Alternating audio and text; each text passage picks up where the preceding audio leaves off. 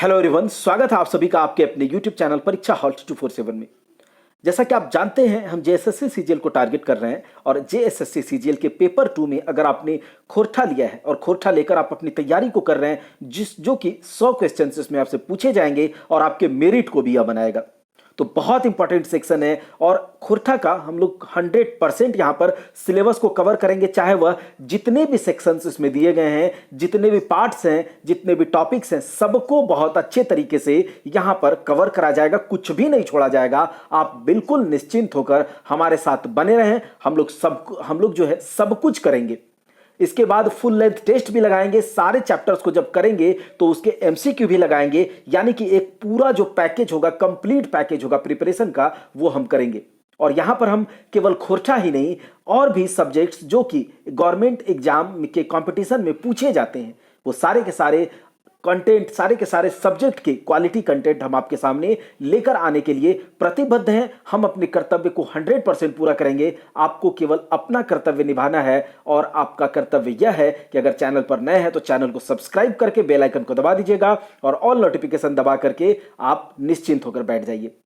चलिए, आज हम लोग स्टार्ट कर रहे हैं। इससे पहले हम लोगों ने एक मौनी फूल कविता संग्रह को कवर किया, जिसको कि संतोष कुमार महतो जी के द्वारा लिखा गया वह कविता संग्रह था। बहुत अच्छी कविताएं हैं उनमें, 31 कविताओं का संग्रह था। उसे बहुत अच्छे तरीके से हमने कवर किया, उसके एमसीक्यू को देखा और उसे कवर करके हम लोग आगे बढ़ रहे हैं। और अब हम लोग पद्य संग्रह में आंखिक गीत को कवर करेंगे।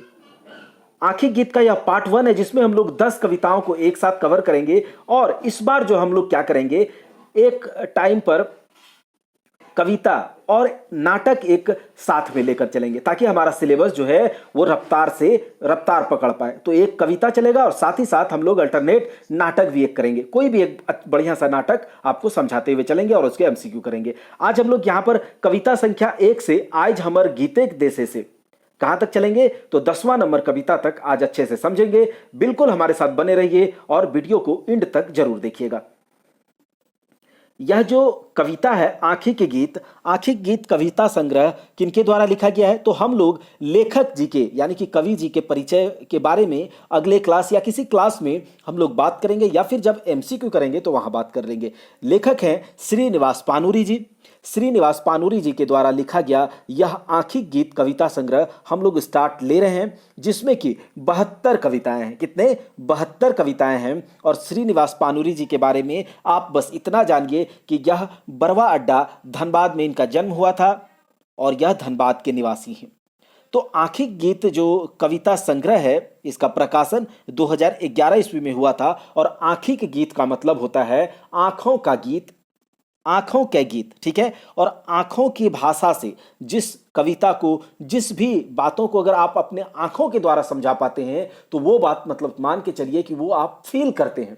अगर आप किसी के आंखों के इशारों को समझते हैं तो आप क्या कर रहे हैं, उसे फील करते हैं, वह आप अनुभव कर सकते हैं। तो इसमें जितनी भी कविताएं हैं एक अनुभूति से भरी हुई कविताएं हैं।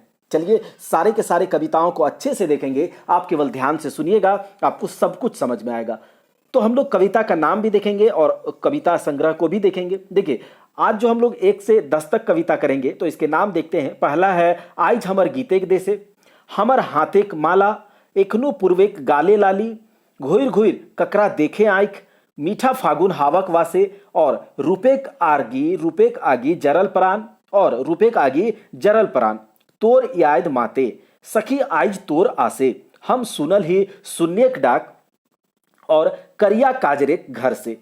इतना कविताओं को हम लोग कवर करेंगे। एक बार फिर से कहते हैं, आज हमर गीतेक देशे, हमर हाथेक माला, एखनो पूर्वेक गाले लाली, घुइर घुइर ककरा देखे आंख, मीठा फागुन हावक वासे, रूपेक आगी जरल प्राण, तोर याद माते, और सखी आज तोर आसे, हमल सुनल ही सुनियक डाक। सारे के सारे अनुभव करने वाले कविताएं हैं।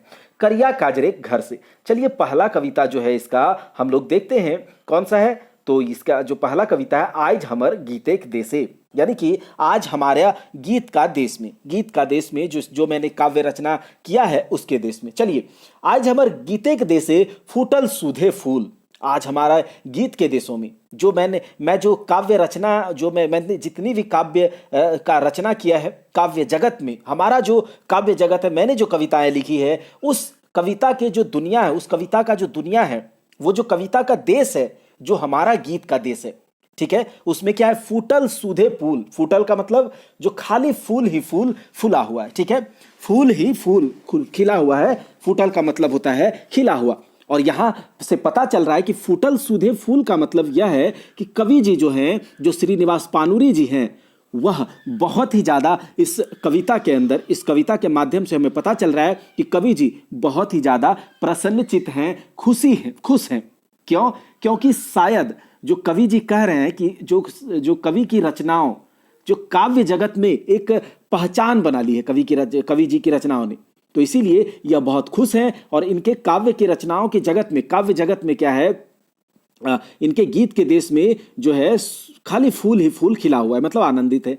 डारी डारी पाते पाते लटकल अलीकूल। देखिए, डाल डाल पर, पत्ते पत्ते पर, जो हमारा गीत के देश में, जो काव्य जगत में जो फूल फल खिले हुए हैं, जो मैं इतना खुश हूं, इसके बारे में वर्णन किया जा रहा है। आप इसे फील कीजिएगा। और कह रहे हैं कि डारी डारी पाते पाते लटकल अलीकूल, यानी कि डाल डाल पात पात पर लटक रहा है। अलीकूल का मतलब भंवरा, ठीक है, अलीकूल भंवरा टाइप से होता है, तो अलीकूल क्या है, लटका हुआ है। यह अनुभूति कीजिए, अनुभव करने का चीज है कि कवि जी बहुत ज्यादा खुश हैं। सघन मंजरल आमेक गाछ। देखिए, अभी क्या है, बहुत मतलब उस ऋतु के बारे में बात हो रहा है जब आम के पेड़ पर मंजर जो होता है वह बहुत ज्यादा सघन है, मतलब बहुत ज्यादा आ गया है। जो आम का पेड़ में मंजर जो है बहुत ज्यादा है, और जब आ जाता है मंजर तो उस समय क्या होता है, उस समय करे छाहुरदान। तो कहता है आम का गाछ जो है उसमें बहुत ज़्यादा मंजर लगा हुआ है, और जो आम का गाछ है, आम का जो पेड़ है, वो छाया दान कर रहा है, ठीक है, छाया दान कर रहा है। मतलब कि उसके जो कि नीचे एक आम का पेड़ है और उसके नीचे क्या होता है, छाया होता है चारों ओर। तो आप वहां जाइएगा तो आपको खुशी की अनुभूति होगी। तो वैसा है, उस टाइप के है। कोकिल कुहू कुहू डाके। कोयल जो है कुहू कुहू बोल रही है, ठीक है, ऋतु राजे का आह्वान। और कोयल कब कुहू कुहू करती है? आपको पता है कि कोयल जब कुहू कुहू करने लगती है तो हमें पता चलता है कि बसंत ऋतु आने वाला है। और बसंत ऋतु क्या होता है? ऋतु राज होता है। और कोयल कुहू कुहू करके, कोयल बसंत ऋतु यानी कि ऋतु राज का आह्वान कर रही है। बहुत खुश है, मन में खुशी है, आनंदित हैं। ई पारे अशोक गाछे, इस पार अशोक का गाछ और उस पार बकुल का गाछ। लैके फूले के गंध हवा। और क्या करता है, अशोक का गाछ, फूल, उस पार बकुल का गाछ जो है वो फूल का जो गंध है वो हवा में फैल रहा है। छूटे दूर देशे, तो जो क्या होता है कि जो फूल का गंध है, सुगंध है, वो दूर दूर देशों में फैला हुआ है। प्राण प्रिया बैसल जहां, मतलब हमारा जो प्राण है, हमारा जो आत्मा है, वो जहां बैठा हुआ है, जो हम जो अगर प्रसन्नचित होंगे अंदर से तो क्या होगा, हम पूरे मन से आनंदित रहेंगे। तो कहता है कि प्राण प्रिया बैसल जहां, शुष्क म्लान वे से आंखी मधुर दर्शन प्यास, लोरे डूबल कूल। आंखी मधुर दर्शन प्यास, लोरे डूबल कूल, मतलब कि जो आंख में है, आंखी मधुर दर्शन प्यास, इसका मतलब यह है कि जो आंख है, जो हमारा आंख है, वो एक मधुर, बहुत दर्शन का प्यासी है, बहुत मतलब दर्शन को व्याकुल है, ठीक है। और आंख में जो लोर है, आंख में लोर जो है वो सना, लोर से आंख पूरा भरा हुआ है और ओत प्रोत है। लोरे डूबल कूल, ठीक है, आंख में दर्शन के प्यास से क्या है, लोर से, आंख से आंसू बह रहा है। लोरे डूबल कूल आज हमर गीते के देसे सुधल फूटे फूल, यानी कि कवि जी जो हैं वो बहुत आनंदित हैं, बहुत खुश हैं और कह रहे हैं कि हमारा जो काव्य जगत में जो हमारी रचनाएं हैं उनका नाम हो रहा है, तो हमारा जो अंतर मन है वो बहुत खुश है। और फूटल सुधे फूल, मतलब फूल ही फूल खिले हुए हैं अंतर मन में। तो ये कविता ऐसे था। अगला कविता देखिए है हमर हाथेक माला। हमर हाथेक माला, यह जो कविता है हमर हाथेक माला, इस कविता में हमें दिखेगा कि जो कवि जी हैं श्रीनिवास पानुरी अपने मन की व्यथा को हमारे सामने प्रकट कर रहे हैं। वह इस कविता के माध्यम से यह बता रहे हैं अपने मन का जो दुख है कि मेरा मन था कि हमारा नाम हो काव्य जगत में, जो हमारा कर्म है, जो मैं कविता लिखता हूँ, इसका नाम, इसका प्रतिष्ठा, इसका जो यश है, इसका यशस्वी मैं बनूं, ठीक है, इस प्रकार की इच्छा रखते थे। लेकिन जो है, जो कवि का यह इच्छा पूरा नहीं हो पाता है। और इस कविता में कहते हैं कि अभी भी उस इच्छा की प्राप्ति थोड़ा मुश्किल है, पता नहीं चलता कहाँ जाए कहाँ नहीं। चलिए देखते हैं।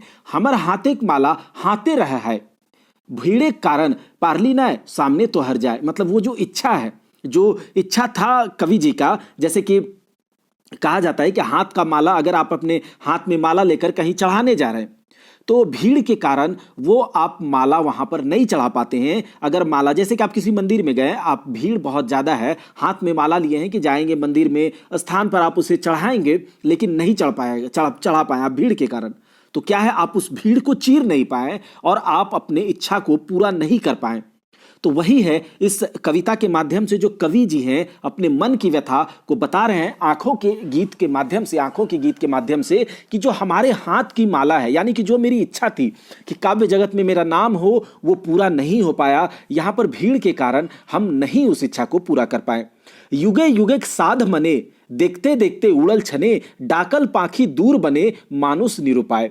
कहता है युगों युगों से, साध का मतलब क्या होता है, इच्छा होता है, यह आप जानते होंगे। कहता है युग युगों से यह मन की इच्छा थी, जो भी मन की इच्छा थी वह देखते देखते क्या हुआ, उड़ चला, उड़ गया। ठीक है, वो इच्छा पूरा नहीं हो पाएगा तो क्या करेंगे, देखते आप बहुत दिन से सोच रहे हैं कि मैं ये करूंगा और एड़ी चोट का जोर भी लगा रहे हैं, लेकिन आप नहीं पूरा कर पाएंगे। अगर उस अपने इच्छा की प्राप्ति आपको नहीं होगी तो जो मन व्यथित होकर आपसे निकलेगा वही है यह। ठीक है, कहता है डाकल पाखी दूर बने, मतलब क्या होता है, वो एक पक्षी बन करके बनों में उड़ गया। ठीक है, वो इच्छाएं उड़ गया और मानुष जो है, यानी मनुष्य जो है, उसके पास कोई उत्तर नहीं बचा, कोई उपाय नहीं बचा है इसके बाद। ठीक है, कि क्या करे।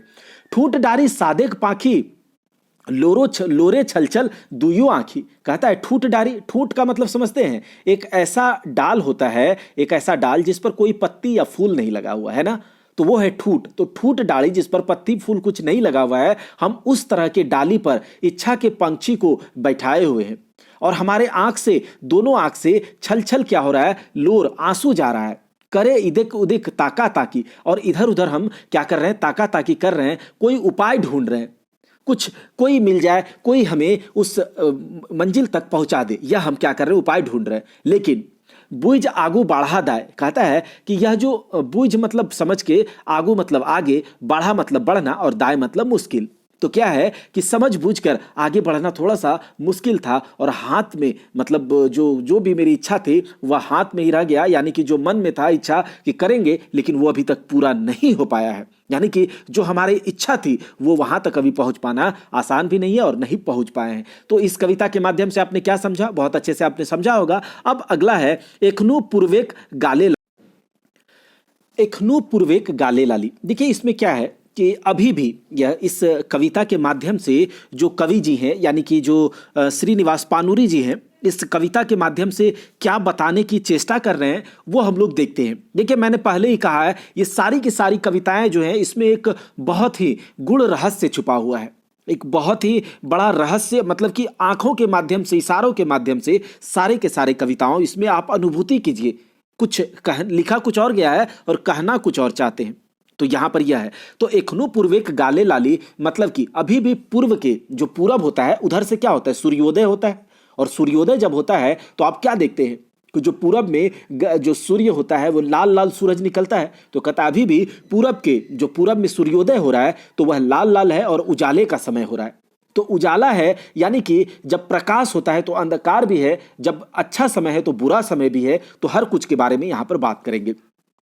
एखनु पूर्वे गाले लाली, पाखी कंठे गीत, पताए पताए शिशिर बुंद करे, कहे किरणक प्रीत। कहता है अभी भी पूरब के गाल जो गाल होता है उसमें लाली है, और पाखी कंठे गीत, मतलब कि पक्षी के कंठ में अभी भी गीत है। यह मत समझिए कि सब कुछ खत्म हो चुका है, ऐसा नहीं है। ठीक है, पाखी कंठे गीत, पताए पताए शिशिर बुंद, मतलब पत्ती पत्ती में, पत्ते पत्ते में जो शिशिर मतलब ओस का बुंद है वो जो है, और क्या कह रहा है, तो किरण का प्रीत, यानी कि जो सूरज का जो जब सूर्योदय होता है तो जब किरण पत्तों पर, घास पे, ओस की बूंदों पर पड़ती है तो वो चमकता है। तो कहता है कि वो उसके प्यार में, उसके प्रीत को कह रहा है, वो सच्चाई आपके उस समय को बता रहा है। कहता है कि जब आपका बुरा समय होगा और जब आपका अच्छा समय होगा, जब उजाला आएगा, जब अंधेरा होगा, तो इस तरह का बात हो रहा है।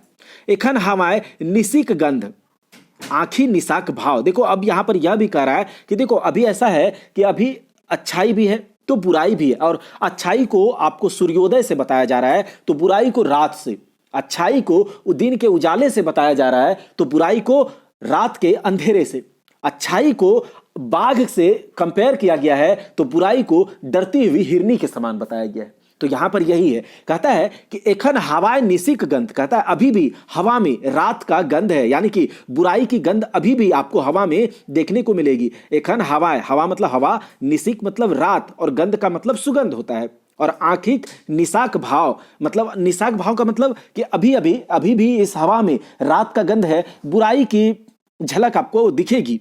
और आंखों में जो रात को जब लोग सोते हैं और जब सवेरे सवेरे आप उठते होंगे, तो तुरंत जब उठते होंगे तो आपके आंखों में जो रात का नींद का नशा है वो रहता होगा। तो कहता है अभी लोगों के आंख में वो जो अंधकार का जो कुछ झलक है वो है, लेकिन बाघे के डरे संभित हिरने खोजे नुकाई ठाव। लेकिन ये जो बाघ कौन है? ये बाघ है उजाला, ये बाघ है आपका प्रकाशमय जिंदगी। तो बाघे के डरे संभित हिरनी, यानी कि बाघ के डर से जो डरी हुई हिरनी है वो नुकाने को, छिपने का जगह ढूंढेगी।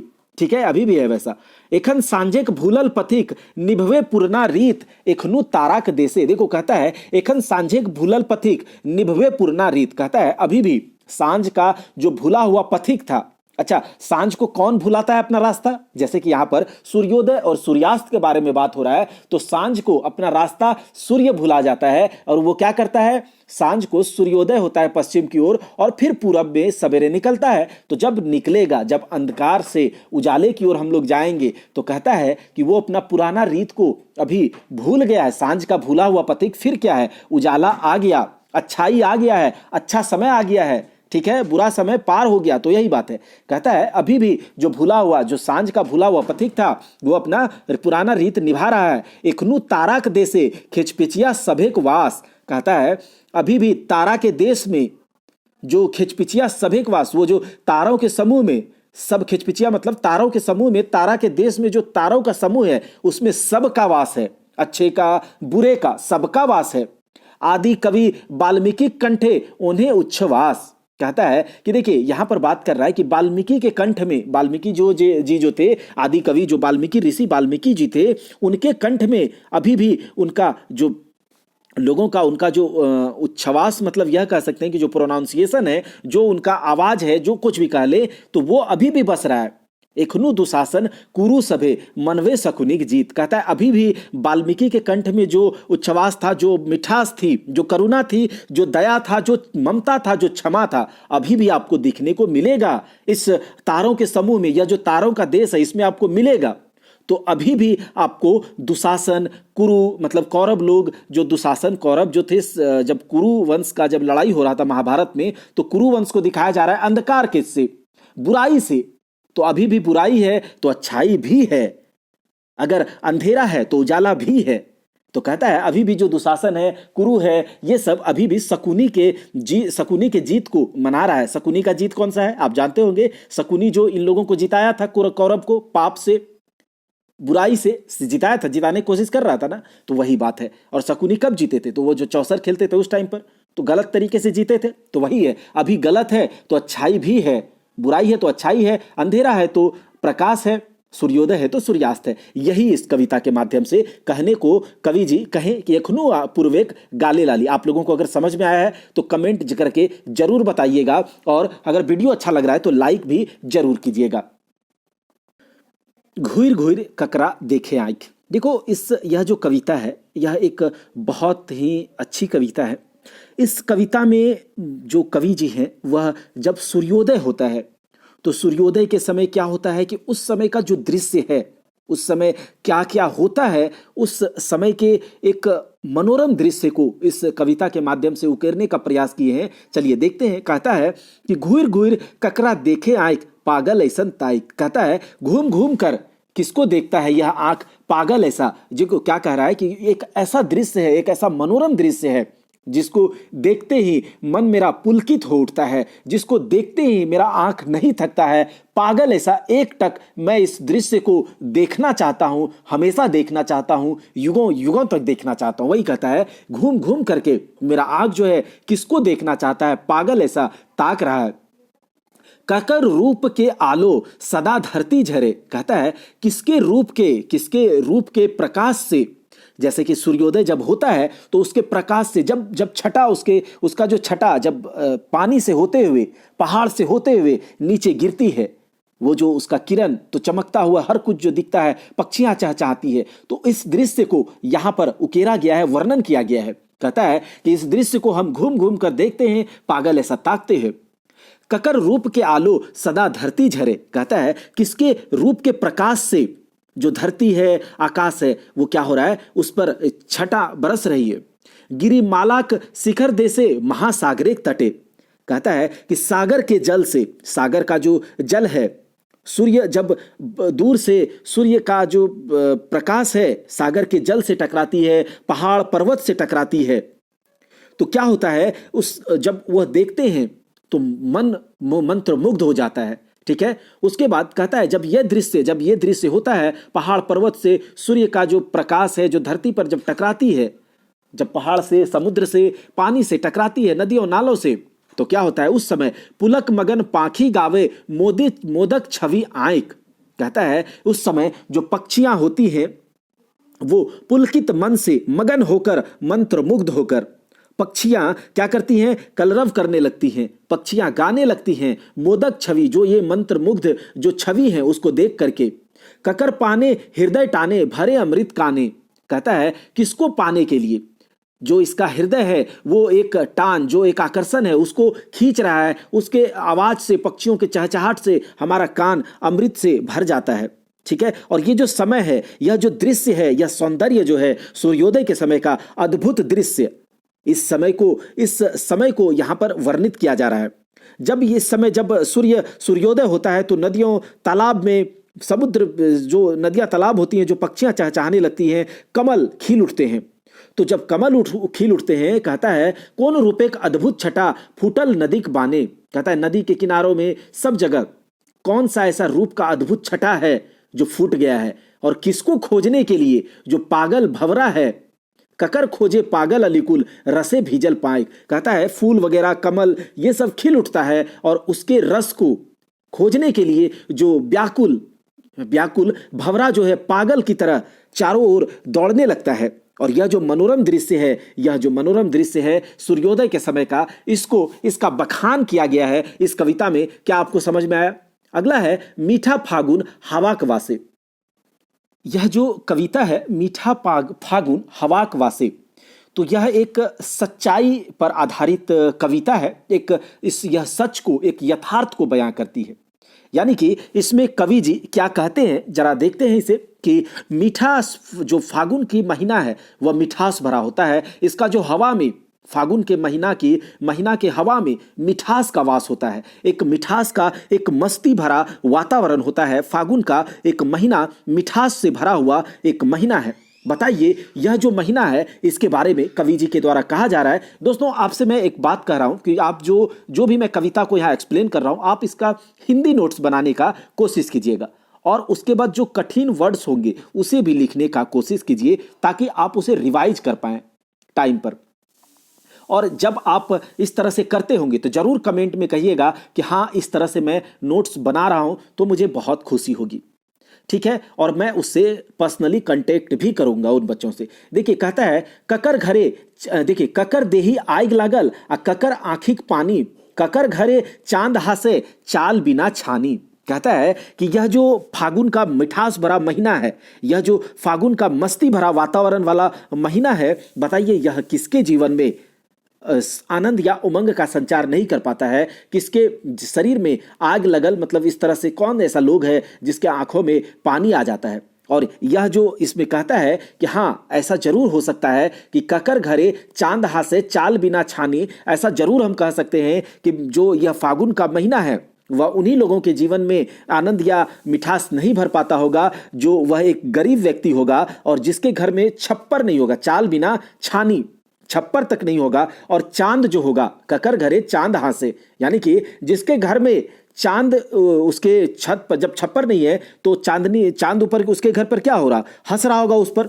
तो यही कहता है कि चांद आसमान से घर के अंदर झांकता है, वही व्यक्ति होगा जिसको कि फागुन मस्त, मतलब आनंदित नहीं कर रहा है। अगला देखिए, कि ये धाने के बदल मर्रा फूटल कौन चासाक चासे। कहता है धान के बदले में मर्रा फूट रहा है किस चासाक, यानी कि कौन से खेतिहर के खेत में धान के बदले में मर्रा फूट रहा है। ये फागुन के महीने में मीठा फागुन हवाक बासे ककर हाथे फूले माला हाथे सूखल भाई। कहता है यह जो मीठा फागुन है, यह जो फागुन का महीना है, मिठास से भरा हुआ एक महीना है, इस महीना में किसके हाथ का फूल का माला हाथ में ही सूखा रह जाता है। यानी कि कौन ऐसा व्यक्ति है जिसका की इच्छा पूरा नहीं हो रहा है, उसके मन का इच्छा पूरा नहीं हो रहा है। जरूर वह ऐसा ही व्यक्ति होगा जिसके घर में छप्पर नहीं है, जिसके घर में उसका क्या बोलते हैं छानी नहीं है, और उसके घर के ऊपर चांद हंस रहा है, वही व्यक्ति होगा। उसके बाद क्या है, जतने सजवल पूजाक थारी देबे छुवल नाय। कहता है जतन से, प्यार से, बड़ी शिद्दत से पूजा की थाली को सजाते हैं और देव उसको छू नहीं रहे हैं, टच नहीं कर रहे हैं। ठीक है, जतन से क्या कर रहे हैं, छू नहीं रहे हैं। बनल ककर आंखिक पानी लोल गोल शिशिर घासे। कहता है बताइए किसके आंखों का आंसू जो है, किसके आंखों का आंसू जो है यह एक लोल गोल शिशिर के ऊपर, मतलब घास के ऊपर जो शिशिर है, ये जो शिशिर मतलब ओस का जो बूंद है, ओस का घास के ऊपर जो ओस का बूंद आपको फागुन के महीने में, देखिए फागुन के मिठास भरे मस्ती भरे वातावरण वाले महीने में घास के ऊपर जो ओस की बूंदे हैं, ये किसका आंसू है, किसका आंसू ये से ये गोल गोल बूंदे बने हुए हैं मीठाक फागुन हवाकबा से, किसका है। जरूर यह वही आदमी होगा जिसके घर में छप्पर नहीं है छाड़ने को, और चांद जो है उसके घर के ऊपर से क्या हो रहा है, उस पर हंस रहा है, तो जरूर वह निश्चित एक गरीब व्यक्ति होगा। तो यहां पर यह एक यथार्थवादी कविता है। यह किसका आंख का आंसू है जो कि घास के ऊपर ओस की बूंदे बनकर टपक रही है। तो इसमें यह था, एक यथार्थवादी कविता था कि मीठा फागुन के जो मास है उसमें क्या क्या होता है। आगे हम देखते हैं। देखिए यह जो कविता है रूपेक आगी जरल प्राण, तो इस कविता के माध्यम से कवि जी क्या कहना चाहते हैं थोड़ा हम देखते हैं कि रूप के आग में, यानी कि जो रूप से सजी हुई एक यहाँ पर बात हो रहा है, किसी एक पर्टिकुलर पर्सन के बारे में बात हो रहा होगा, तो उसके बारे में बात हो रहा है कि उसके रूप के आग में, जब रूप से कोई मोहित हो जाता है, किसी के रूप में अगर आप पागल हो जाएंगे, किसी के रूप में आप पागल हो जाएंगे तो क्या होगा, आपका प्राण जो है, आपका प्राण जल जाना जाएगा। मतलब धीरे धीरे क्या होगा, आप धीरे धीरे पागल की तरह करेंगे, आपका प्राण जलेगा अगर आपको कोई भाव नहीं देगी। उसके रूप के आग में अगर आप सब कुछ काम धंधा सब कुछ भूल जाते हैं तो क्या होगा बताइए।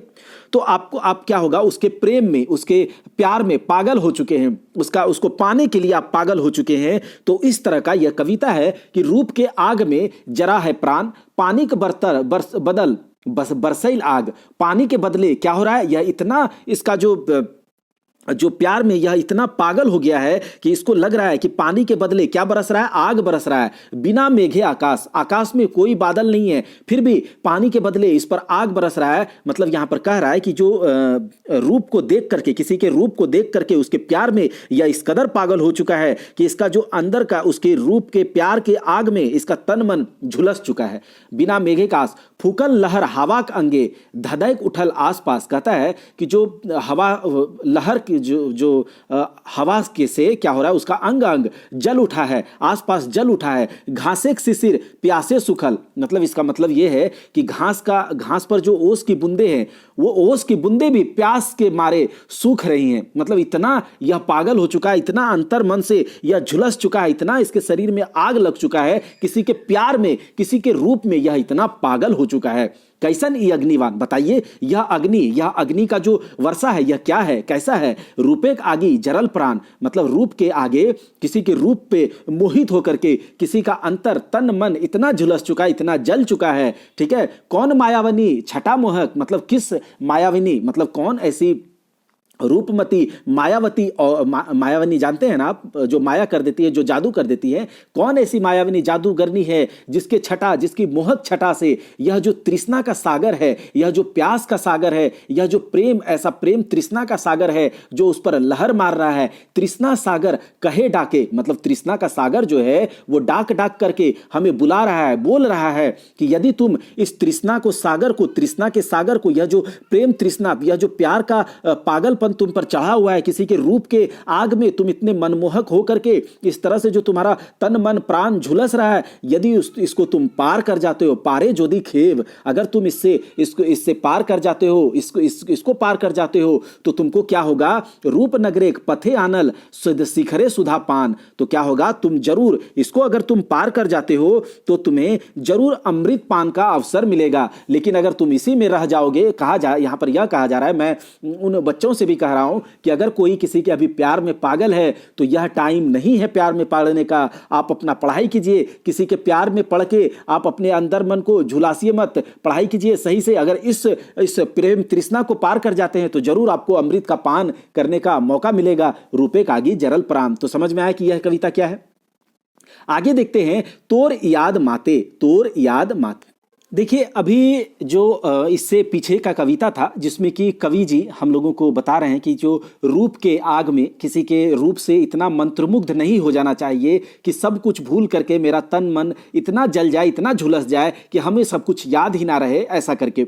लेकिन अब इस कविता के माध्यम से क्या है, कवि जी इस कविता को लिखे हैं कि सिर्फ तुम्हारे याद मात्र से, तोर याद माते मतलब तुम्हारे याद मात्र से, केवल तुम्हारे याद आने से।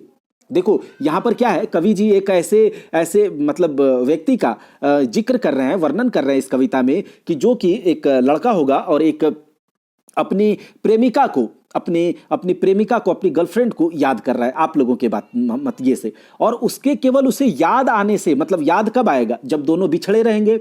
आप किसी से अगर बिछड़ गए हैं, ठीक है, कुछ दिनों से बात नहीं हो रही है, तो क्या होगा? याद आएगा उसका। और बहुत ज्यादा अगर दोनों के बीच में इतना ज्यादा अटूट वाला बंधन है कि दिन रात गुड मॉर्निंग गुड इवनिंग सब कुछ हो रहा है और 10 दिन से बात नहीं हो रही है, तब क्या होगा? उस तरह का बात यहां पर अभी के समय का जो लव है वो बात कर रहे हैं कि सिर्फ तुम्हारी याद आने से बासी फूटे गान, कने कने प्राण जागे नदी आवेवान। कहता है सिर्फ तुम्हारे याद मात्र से, केवल तुमको याद जब हम कर लेते हैं ना, तो बासी फूटे गान, बांसी फूटे गान मतलब बांसुरी में गान खुद ब खुद क्या होती है? बांसुरी गाने लगती है, कन कन में प्राण जगने लगता है और नदी नाला में उठान हो उठता है। ठीक है, इसका मतलब यह है कि सिर्फ तुम्हारी याद आने से क्या होता है? यह सब कुछ होने लगता है।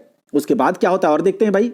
बिना मेघे अमृत बरसे आंखी फूले फूल, चंदल शीतल हवा बोहे नूतन जीवन दान। कहता है कि बिना मेघ के अमृत बरसने लगता है। ठीक है, बिना मेघ के अमृत बरसने लगता है, ठंडी ठंडी हवाएं चलने लगती हैं, शीतल सुगंधित चंदन के जैसा सुगंधित हवाएं बहने लगती है, आंख से फूल फूलने लगता है। ठीक है, बिना मेघ के ऐसा लगता है जैसे अमृत बरस रहा हो, एक नया जीवन का हमारे शरीर में एक नया जीवन जैसे लगता है कि हमारे जीवन में प्रस्फुटित हो गया है, एक नवीन जीवन प्रस्फुटित हो जाता है। ऐसा लगता है सिर्फ तुम्हारी याद आने से। नील आकाशे उड़े खातिर पागल होवे मन। यह जो तुम्हारा जब याद आता है तो मेरा जो मन है, जो मेरा मन मतलब उड़ रहा है, तो पंछी है जो मन का पंछी, वो नीला आकाश में, नीला गगन में उड़ने के लिए क्या होता है? पागल हो उठता है। लगता है कि बस तुम्हें याद करते रहूं और आसमान में उड़ते रहूं। आनंद सागरे हूब डूब सरग छुवे तन, और उड़ते उड़ते स्वर्ग को मैं छू लूं। आनंद के सागर में वो लहरें डुबकी लगाते हुए लगता है जैसे स्वर्ग को छू लिया है तुम्हारे याद आने से। केवल फूटे आंखी प्रेमिक धार धरती नामे आसमान। अरे आंख से जो है प्रेम का धार भी बहने लगता है, थोड़ा थोड़ा जो प्रेम का धार, जैसे कि याद आ रहा है बहुत दिनों से बात नहीं हो रही, तो आंख से प्रेम का धार भी फूटने लगता है, जैसे लगता है कि आसमान धरती पे आ गया हो, इतना धार उठने लगता है। बताओ, तुम्हारी केवल याद आने से बांसुरी में क्या होता है? जो गाने बजने लगती है। ठीक है, ये है तो केवल याद आने से। क्या समझ में आया यह कविता? बताइएगा जरूर। अब अगला जो कविता है, सखी आयज तोर आसे। कहता है यह जो कविता है, ठीक है, यह कविता है मतलब कि अभी देखो थोड़ी देर पहले हमने देखा कि प्रेमी और प्रेमिका क्या है? बिछड़ गया है, कुछ दिनों से बात नहीं हो रही है, रिचार्ज खत्म हो गया है, ठीक है, और नेटवर्क भी नहीं है, 10-15 दिनों से बात नहीं हो रहा है, तो याद करके दोनों क्या है? खुश हो ले रहे हैं। और जब याद ही केवल करते हैं तो बहुत मतलब उसके अंदर क्या हो रहा है? बहुत मतलब अच्छा लग रहा है उसे। ये वाला था। अब क्या है? अगला है सखी आयज तोर आसे, मतलब सखी तुम्हारे आस से। सखी किसको कह रहा है? फिर से वही वाला बात, प्रेमिका है ना। तो यहां पर प्रेमिका जो है, प्रेमिका को कह रहा है कौन? प्रेमी। ठीक है, कह रहा है कि यह देखिए, यह जो कविता है यह भी एक तरह से बिछड़ने वाला, वियोग वाला कविता है। ठीक है, वियोग वाला कविता है। कविता में मतलब पीछे बात नहीं हो रहा था, अब थोड़ा सा याद आ रहा है कि सखी आज तोर आसे, यानी कि सखी तुम्हारे जो प्रेमिका है उसको कह रहा है कि सखी आज तुम्हारे आसे तरु तरे बास, मतलब तरु का मतलब क्या होता है, पेड़ होता है। ठीक है, पेड़, तो पेड़ के नीचे जो बास है, पेड़ के नीचे जो छांव है, पेड़ के नीचे जो जगह है, ठीक है, पेड़ तड़े वास, आइजो नदी पानी बोहे, आइजो गाछे फूल। कहता है कि सखी जो प्रेमिका है, आइजो नदी पानी बोहे, इसका मतलब यह है कि जो प्रेमी है उसको प्रेमिका के साथ बिताए हुए वो सारे पल, वो सारे क्षण याद आ रहे हैं बैठे बैठे, कि आज तुम्हारे यहाँ से पेड़ के नीचे का जो छांव है, आज भी वही नदी नाला, वही नदी पानी बह रहा है, आज भी वही गाछ में फूल है जहां पर हम लोग मिला करते थे, आज भी वही रास्ते पर पथिक चल रहे हैं, आज भी वही सब कुछ है। ठीक है, वही वाला आइजो ओहे कूप, आज ही भी वही कुआं, सखी आइजो तोहे तरास, आज भी वही प्यास है, आइजो तोरे आस तरु तरेवास, मतलब आज तुम्हारे आस से, तुम्हारे याद में, तुम्हारा आशा करते करते, प्रतीक्षा करते करते मैं देख रहा हूं, मतलब बहुत दिनों से यह वियोग में बिछड़ चुका है, वियोगित है, मन इसका दुखी है, और कह रहा है कि दे सखी, मतलब प्रेमिका से कह रहा है कि मैं जिस तरह से तुमसे पहले मिलता था आज भी वही सब कुछ है, लेकिन तुम नहीं हो, आज हो वही देविक थान पाखी मधुर गान, आज वही देवी का स्थान है जहां पर हम लोग मिलते थे, जहां पर पक्षियों का मधुर गान गाता था जब हम लोग मिलते थे, आइजो ओहे डहर पुराना, आज वही रास्ता पुराना है जहां पर, मतलब वही रास्ता है, वही सब कुछ है, वही कुआं, वही नदी, वही नाला, वही पानी, वही प्यास, लेकिन तुम नहीं हो, तुम्हारा आस देखते देखते मुझे बहुत अच्छा नहीं लग रहा है। ठीक है, वियोगित है ये। अगला है बांसी वहे ओहे गान, बांसुरी में भी आज वही गान है, आइजो युगल चरनेक दाग, आज मतलब जहां पर वो मिलता था, आज भी वहां पर चरण का जो वहां पर मिलता था उसका पैर का आज भी दाग है, राजे हृदय मांझ, मतलब वो हृदय के बीच में वो राज कर रहा है, हृदय पर वो राज कर रहा है, आज तोरे आसे, मतलब कि वियोग में यह बिछड़ चुका है और उसका आशा देख रहा है और कह रहा है आज भी कुछ नहीं बदला, लेकिन हम लोग नहीं मिल पा रहे हैं। अगला है हम सुनल ही सुनियक डाक, हम सुनल ही सुनियक डाक। इस कविता के माध्यम से कवि जी जो हैं वह कुछ बताने का कोशिश कर रहे हैं कि जो कवि जी हैं एक शून्य, यानी कि अपने अंतर मन से शून्य, जहां पर कुछ नहीं हो, जीरो, शून्य, जीरो थॉट, ठीक है, वहां उसका आवाज को यह सुन रहे हैं कि अंतर मन से इसको कुछ आवाज दे रहा है, कोई है जो इसे आवाज दे रहा है। हम सुनल ही सुनियक डाक, केहू हमरा डाके, हम सुने हैं अपने अंतर मन की आवाज को, अपने अंतर मन से कुछ हमें पुकार रहा है, हमें कुछ कह रहा है, कोई हमको पुकार रहा है। आर नाय रहबो घरे कुम्हार चाकाक चाके, और कह रहा है कि घर पर नहीं रहेंगे, ना ही कुम्हार के चाक पर रहेंगे, कहीं पर भी अपने काम पर नहीं रहेंगे, कहीं पर हमें मन नहीं लग रहा है, कोई है जो हमें कुछ कह रहा है। कौन बिरहनी आकुल वाणी अंतर विकल करे, ऐसा कोई आकुल व्याकुल करने वाला एक वाणी है, एक आवाज है जो मेरे अंतर मन को व्याकुल कर रहा है, विकल कर रहा है, और कह रहा है कि हम देखली ही सुंदर के देसे सुंदर एक अद्भुत रूप। कहता है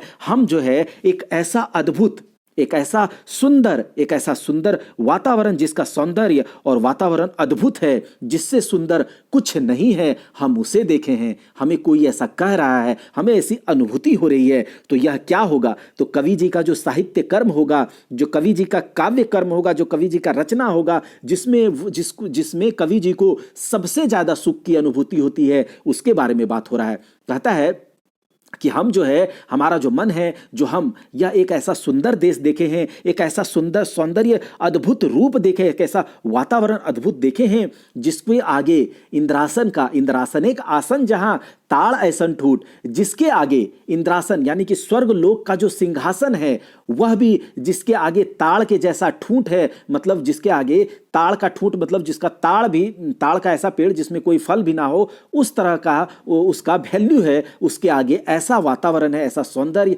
ऐसा अद्भुत वातावरण को हम देखे हैं, जिसके आगे इंद्रासन भी फेल है। जहां पर सदा नतुन फागुन, जहां रसे कोकिल कूके, कहता है जहां पर मतलब नया नया फागुन का जो मास आता है, उस जिसमें कोकिल जो कोयल होता है कुहुकती है, उस तरह का लोराई आंखें एक टक केऊ हमरा डाके, आंखों में आंसू भरे हुए कोई हमको पुकार रहा है कि देखो तुम्हारे लिए वही दुनिया सबसे बेस्ट है, उससे अच्छा, उससे सौंदर्य भरा कोई ऐसा जगह नहीं है। उसके आगे तो अरे इंद्र पद भी, इंद्रासन भी तुच्छ है। जिसके स्वाद को कवि जी ने चखा है, यानी कि जो सौंदर्य, जो काव्य रचना में कवि जी को एक सुंदरता दिखाई देती है, उसके आगे कुछ भी नहीं है। और उसके अगर उसको कवि जी को यह ना मिले तो उसका आंख आंसू से झरझर झरझर बहता है, उसके अंतर मन से यह आवाज उठती है। तो यही बात है इस कविता में यहाँ कहा गया है। अगला है करिया काजरे घर से। करिया काजरे घर से, देखिए यह जो कविता है करिया काजरे घर से, तो करिया काजल, जो काला काजल का जो घर है, मतलब इसका यह मतलब है कि बताइए ऐसा कोई काजल की कोठरी है, उस काजल की कोठरी के बारे में यहां पर बात हो रहा है। तो काजल की कोठरी का बात नहीं है, मतलब कलंक या फिर कोई ऐसा बात है जिसके बारे में बात हो रहा होगा। बताइए ऐसा है, करिया काजरे घर से साबित बहराइल के, कहता है अगर आप काली कोठरी में, काजल के कोठरी में घुसेंगे तो आपको काजल नहीं लगे, आपको कालिख नहीं लगे, साबित आप बहरा जाएं।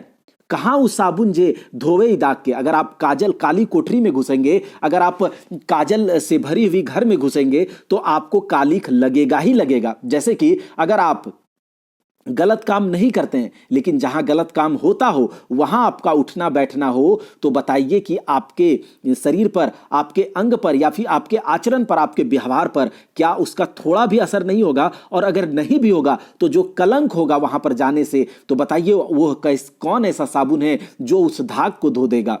मायावनी माया देसे हवाएं फूटे फूल, कहता है मायावनी का जो मायावनी होती हैं उसके माया के देसे से, उसके हवा में जो फूल फूटता है, मतलब आज भी मायाविनी के माया के देश में उसके हवा में जो फूल फूटता है, टाने विश्वामित्रेक प्राण मेनका कानेक दूल, यानी कि विश्वामित्र का जो तपस्या है, ठीक है, विश्वामित्र का जो तपस्या है आज भी मेनका विश्वामित्र के तपस्या को भंग करती है, उसको आकर्षित करती है। विश्वामित्र को कौन आकर्षित किया था? मेनका, और उसके क्या बोलते हैं कि तपस्या को भंग किया था। और उसके बाद बनत दधीची पर हीते ऐसन दानी के, एखनो पूर्वे सूरज उगे पश्चिमे नूतन चांद, कहता है आज भी पूरब की ओर से सूरज उगता है, पश्चिम से जो है नया चांद का उदय होता है।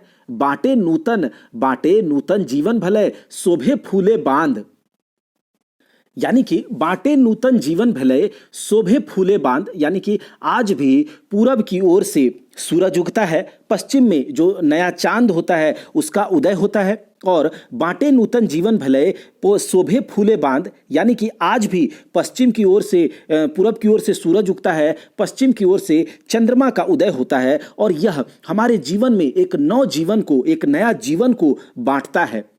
जो कि और आज भी क्या होता है, एकनु सोझे सुहागनी करे स्वागत तिमिर राज के, और आज भी बड़े बहुत आतुर होकर के, आज भी जो नई जो नव वधू होती हैं, जो सुहागिन होती है, आज भी बहुत मन से स्वागत करती हैं तिमिर राज, मतलब कि स्वागत करती हैं किसका? तो स्वागत करती हैं पिया के मिलन के लिए, ठीक है, आज भी उनका इंतजार करती हैं, स्वागत करती हैं। तो यहाँ पर यह है कि बताइए ऐसा कौन सा देश है, ऐसा कौन सा जगह है जो कि काले काजल के घर से, ऐसा कौन सा आदमी होगा जो उसमें जाएगा और जब वहां से निकलेगा तो उसके शरीर पर कालिख ना लगा हो, और ऐसा कौन सा साबुन है जो इस दाग को धो दे। बताइए आज भी मायाविनी का, माया के देश से फूटता है फूल, हवा में फूल फूटता है। विश्वामित्र की तपस्या आज भी मेनका भंग करती है, और उसके बाद आज भी सूरज पूरब से उग रहा है, पश्चिम की ओर, पश्चिम से चंद्रमा उग रहा है, और नया